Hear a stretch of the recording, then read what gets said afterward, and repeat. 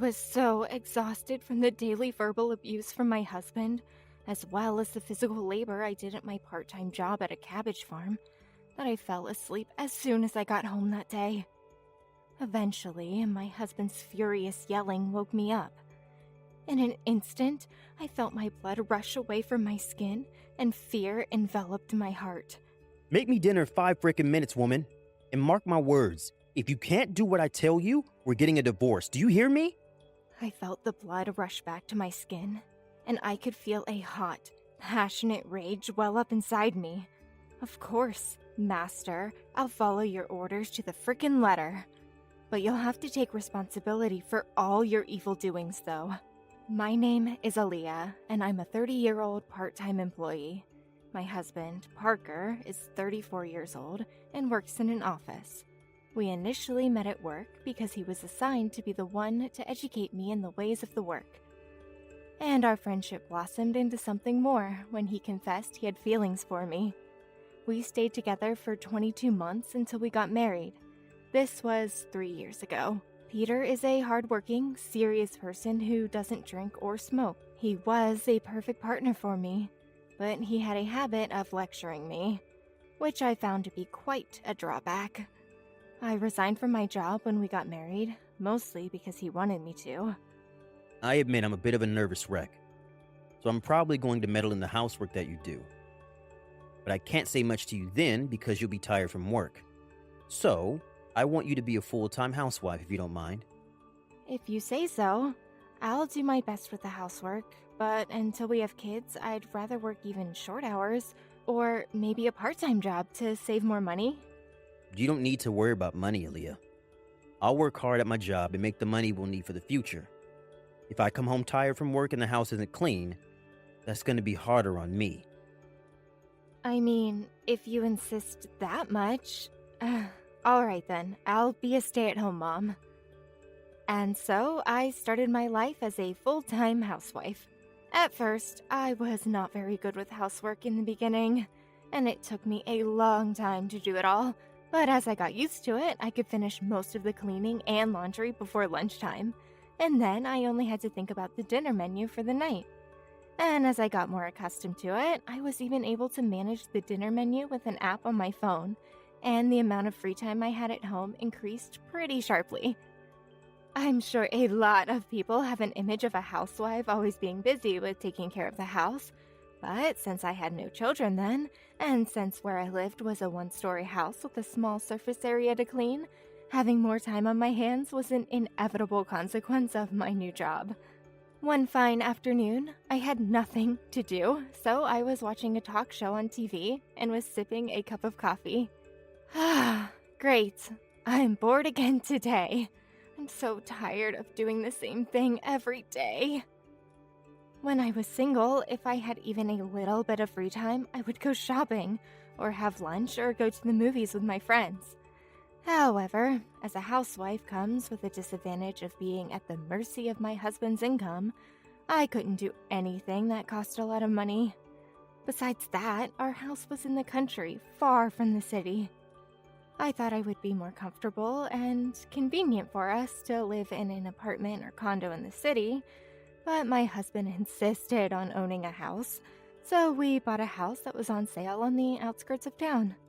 Surrounded by fields, the house is still quite some distance away from our nearest neighbors. And these neighbors were all farmers, with a very busy schedule throughout the year, so it was darn near impossible to talk to them other than the occasional greeting and small talk. I do think it's a luxury to be able to live in my own home, and my husband is paying off the mortgage on this house. I know I should be grateful to be able to live with lots of space and little distractions that one would find in the city. But I was not very attached to our house, because it was never my dream. It did not reflect any of my opinions or wishes for the future, but what could I do? I was a housewife and lived on my husband's income. Trying to talk to him about my own vision for the future, especially after his hopes and dreams were all pretty much a reality by that point, was just not possible. I simply had no choice, and make the most of my life in the countryside. Since I had so much free time, I started doing some muscle building exercises I had seen on TV. I didn't want to stay home all day and let my body relax too much. I knew that could give me a hard time later on in life. I got quite hooked on the exercise I began to do, and as a result of my enthusiasm, to my great surprise, I started to get shredded abs. After about a year of marriage, I was so bored to death that I was mostly working out in my spare time. And because I was doing so much, I got very fit. This had to stop. I had to do something productive. I decided to take some action, and I went to talk to Parker, who came home from work. Hey, honey, I want to talk to you about something. Do you have a minute? Yeah, I do. What's up? So, I don't know if you know this, but actually, as a full-time housewife, I have a lot of spare time. I get the cleaning and the laundry in the morning, and I have the whole afternoon off, pretty much. Up until now, I've been using that time to exercise and do yoga and stuff like that, but I'm starting to feel that it's just a waste of time. I want to be productive. I want to go out to work. Work? Of course not. You have to do the housework perfectly. Of course, I'll do the housework as perfectly as I've done up until now, Parker. But I really do think that it's a waste of time to spend your spare time doing nothing. All the while, Parker was listening to me with a furrowed brow. He was clearly not liking what he was hearing, but I didn't give up, and then I said to him, "Please, Parker, I'll work for only a short time as a part-timer. So, please, can I work for a little bit?" As a part-timer, huh? But I don't think I can get a good part-time job around here. I think I can get a job as a helping staff on a farm around here. It's only a daytime job, so I don't have to work at night. Don't you think it's a good compromise? Working in a field? You really think you can do that kind of hard labor? I'm positive I can. Hey, can I, please? It'll help me lots, honey. And it'll help our future a bit, too, because I'll be providing, too, even if it doesn't amount to much compared to you.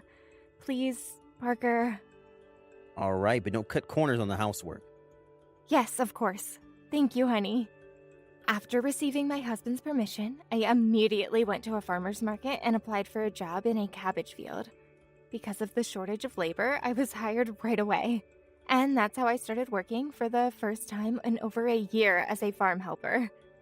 Working in the cabbage fields was hard labor indeed, especially since it was harvesting season. The work consisted of carrying loads of empty crates to the vegetables ready to be harvested, manually cutting the stems off the heads of cabbage, and hauling them into the crates until they could carry no more. I'd never seen so much cabbage in one place.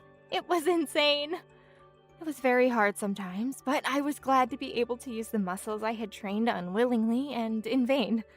Compared to the days when I was confined to the house, working under the sun helped me sleep better at night too. Such was life until one day, everything changed. Because I was busy with more work than usual that day, I came home an hour late. I hurriedly started to prepare dinner to make it in time for Parker's return, but before the food was ready, he walked through the door. I'm home. Hey, wait a minute. Dinner isn't ready yet? I'm sorry, honey. I came home late, but it's almost done. I'll hurry up so you won't have to wait much longer. I thought that was the end of that, but then I heard my husband click his tongue in annoyance. I turned around to look at him in bewilderment, and he was glaring at me with a very angry look on his face. My husband proceeded to yell at me with the look of the devil himself, spitting all over the place. This is exactly why I was against you working. Why won't you just accept being a freaking full-time housewife, Aaliyah? It's not that hard. You imply that yourself. I told you time and time again that you have to do the housework perfectly. Parker, please calm down. I just happened to be late today, and only today. It won't happen again. How dare you talk back to me? You promised that you would never cut corners in the housework. What the frick do you call this right here? Who the hell do you think I am? Do you think I'm stupid? I don't. I really don't.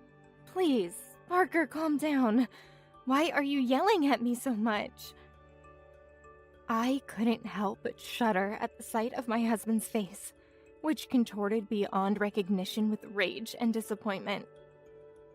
Listen to me. You are a housewife and nothing else. Have you forgotten about that? Your main job is to do the housework and take care of the home, and your husband, the head of the family. The frick do you mean you came home late? Don't talk so big and sassy for a lowly part-timer. You have no idea what it means for extra hours. Parker, this is too much. Why must you be this way? Shut the hell up, whore. Don't put your own poor performance on the shelf.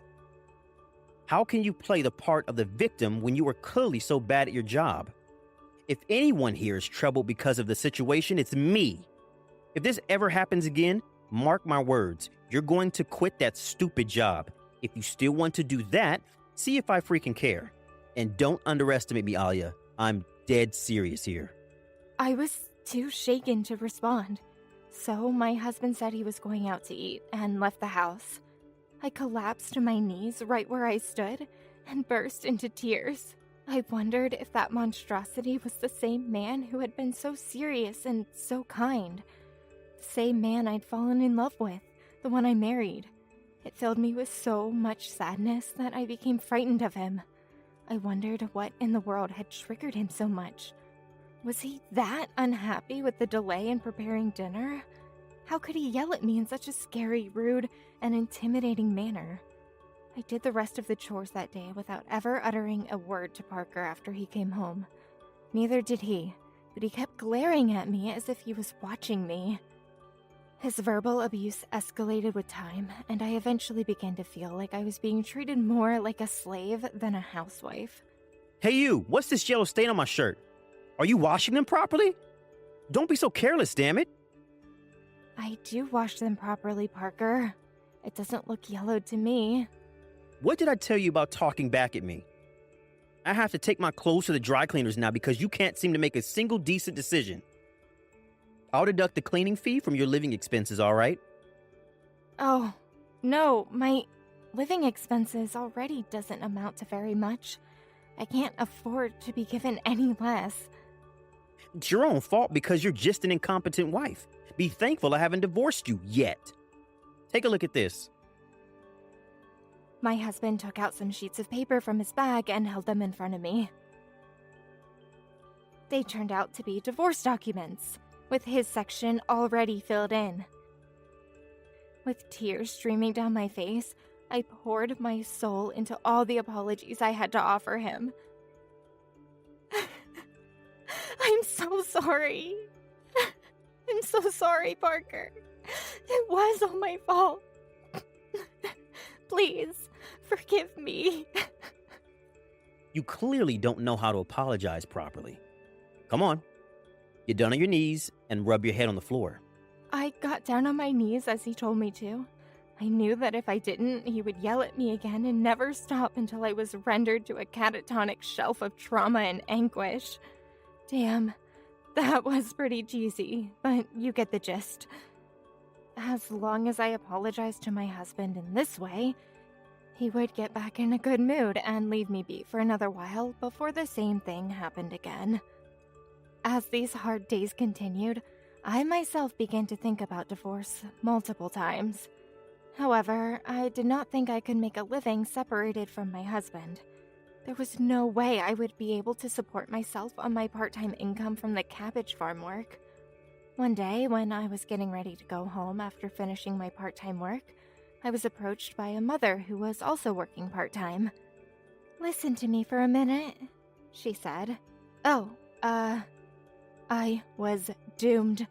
The woman who approached me was known as Mrs. Titano, and talking with her when you were in a hurry to get somewhere else was a bad idea. And this was exactly my situation. I wanted to go home as soon as possible, but Mrs. Titano's long conversations were notorious among my fellow part-timers. Still, I couldn't just abruptly end the conversation and leave.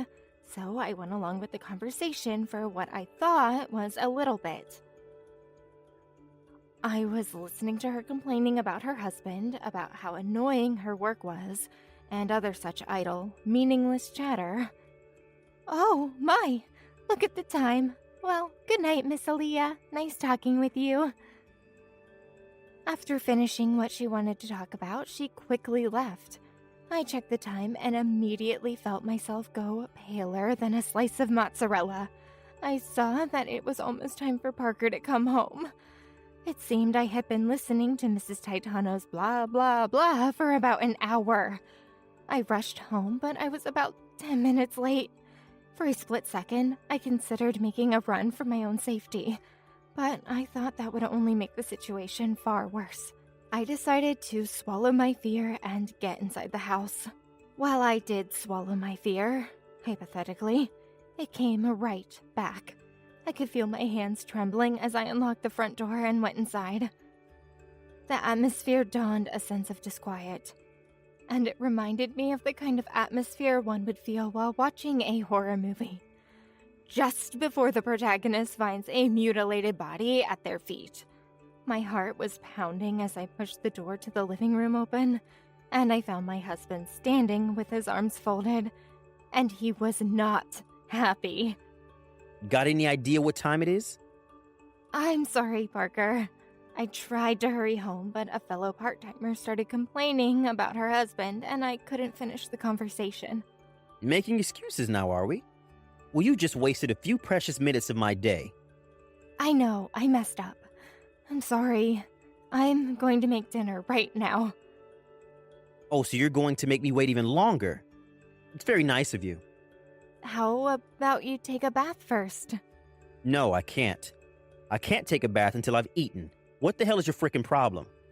If you don't get your ass in the kitchen and whip something up in 5 minutes, I'm divorcing you. I'm not kidding. I'll get you to sign these divorce papers. This was just standard procedure at this point. He began to unfold the filled-out divorce papers again and started to lay them out on the table, one at a time. I rushed to start cooking dinner without even putting on my apron. All the while, my husband was glancing at his watch and glaring at me, monitoring me like I was an assassin cooking up some poison for him to eat, making sure he logged every single one of my moves. No matter how much I hurried, 5 minutes was merely a blink of an eye. My husband began to shake his head in an attempt to show me how much longer I was making him wait. How much longer are you going to make your husband wait, woman? I cried out in horror and managed to finish preparing dinner in 10 minutes. It was a simple meal, but my husband's favorite. Then my husband clicked his tongue somewhat quietly, ate in silence, took a bath, and went to bed in the bedroom. I felt my entire body relax as my husband released me from this nightmare, and I fell into a slump. I was sick of living like this. Why did I ever have to be treated like this? I sacrificed so much for this man, and how was he repaying me for more than 1 year of excellent care for the home? Unfair, judgment, abuse, threats of divorce, a seething hatred welled up inside me towards Parker.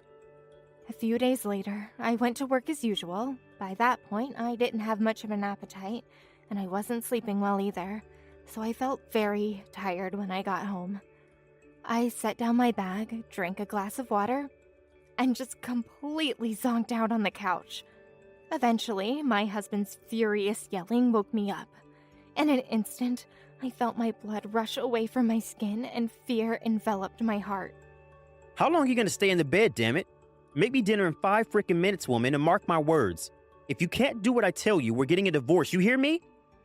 And here it was again. Parker's 5-minute cooking YouTube challenge. I felt the blood rush back to my skin, and I could feel a hot, passionate rage well up inside me. This freaking bastard ordering me around like I'm nothing but his stupid pet. Just you wait, master, for my counterattack is about to commence.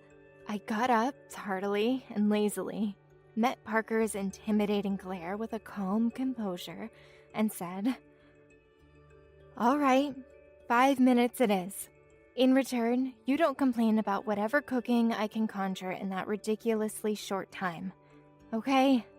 I took a cup of noodles out of the kitchen cupboard, quickly ripped open the bag, put it in a bowl, and poured hot water from a pot. I then offered it to my husband and said, "We're having ramen tonight." But that's frickin' instant noodles, ain't it? I pointed my index finger directly at his nose and shook it side to side. "No, it's not. It's privately homemade ramen."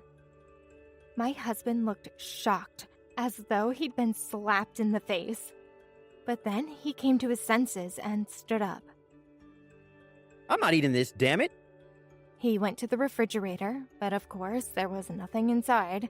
He trudged back to the table where I waited with my arms crossed, glared at me as he sat down, and started slurping down the noodles I had made in literally less than 5 minutes. "How is it? Isn't it delicious? I'm so smart that I can make this in 5 minutes, aren't I?" You gotta be frickin' kidding me. Listen, the next time you do something like this, Yeah. Divorce, blah, blah, blah. If I don't cook anything within 5 minutes, we're done. You only told me a couple thousand times already. Mark my words, though. I will make everything within 5 minutes. That way, we'll both be happy. Right? My husband's mouth was agape for a moment at my retort. But then he said in a faint voice, 5 minutes and not a second later. The next day, I toasted a slice of bread for breakfast and served it to my husband without spreading anything on it. "This is all I could do in 5 minutes, master." What the hell? Even a second later, and we're getting a divorce, right? So, I won't ever take more than 5 minutes. That night, I served him microwaved rice and a hamburger steak. Of course, I set the timer for exactly 5 minutes. Hey, this is still cold. How the hell can I eat this? Do you want me to take more than 5 minutes? Then can you bring me the divorce documents? What? What the hell are you talking about? If I reheat it, it'll take more than 5 minutes, Parker. Per your rules, I have to sign the divorce documents so that you can be free of my terrible housekeeping skills. Oh, no. Well, if you made it in 5 minutes, I guess it's okay. Parker seemed to have sensed that I really wanted a divorce too by then. Gradually, his outbursts became less rude, and he instead began to sneer a lot more often at me, as though he was monitoring what I was doing exactly. As I continued to serve crappy meals like this, my husband eventually began to feel a little under the weather. But I couldn't care less, and on this one particular day, I tried to heat up some frozen food in the microwave, for 5 minutes, as usual. Then my husband croaked in a voice that sounded like a crow. Hey, Alia, dear. I'm not feeling too well today. Can you please make me a bowl of rice porridge? I thought it was time for me to give him up. There was ready-made rice in the fridge that could be heated up, and I could have mixed it up with water to make it into a porridge-level consistency, maybe add a bit of raw egg and show you for some taste. But I wasn't going to do that because he treated me so terribly over the past few months. So I was going to give him a taste of his own medicine. Instead of making him good rice porridge, I soaked raw rice in water, microwaved it for exactly 5 minutes, and served it to him. Of course, it was still raw. 5 minutes are up, Parker. What the frick is this garbage? This is worse than eating boiled guano for dinner. Whatever happened to that lovely human heart of yours? Human heart? Well, call me a little girl getting a puppy for Christmas because I'm very happy that you mentioned that. Answer me this. Where did the Parker I fell in love with go? For the last couple of months, you treated me like your own personal slave, and all the nasty things you said to me have stuck with me for so long, you bastard! Think about what you said to me for a minute. I won't have you talking back at me. And there you go again. How many freaking times have you yelled, "How dare you talk back to me? How dare you talk back to me?" I can't do this anymore. I'm not going to let you get away with it. Just give me the divorce papers, please. I'll sign them right now. How can you live on your own? Sorry, what was that? You think I can't live on my own? Well, newsflash, buddy. Before I married you, I was a normal, independent person with my own job and with my own life. Saying this, I took out of my husband's bag the filled out divorce papers that he always used to threaten me with. My husband panicked and jumped on me to stop me. I was so angry with him at that point that my vision and my mind was a blur. But the characteristic sound of a hand slapping a face resonated in the room. Parker's head was far smaller and lighter than a head of cabbage, and the blow sent him tumbling towards the kitchen, where he fell onto his stomach. Apparently, I had developed quite a bit of arm strength from muscle exercise while on the hard daily job in the cabbage fields. Oh, I'm sorry, but it's your fault for trying to be rough with me. You... My husband was mumbling something bitter, but perhaps he was too sick, or perhaps the force of the slap that wound up in my well-developed brachial muscles made his eyes roll back in his head, and he couldn't get up anymore. I finished filling in my section of the divorce papers, filed them with the city hall, and quickly got the divorce finalized. I notified both of my own parents and his of the divorce. My in-laws found out about their son's behavior toward me and generously apologized to me on Parker's behalf.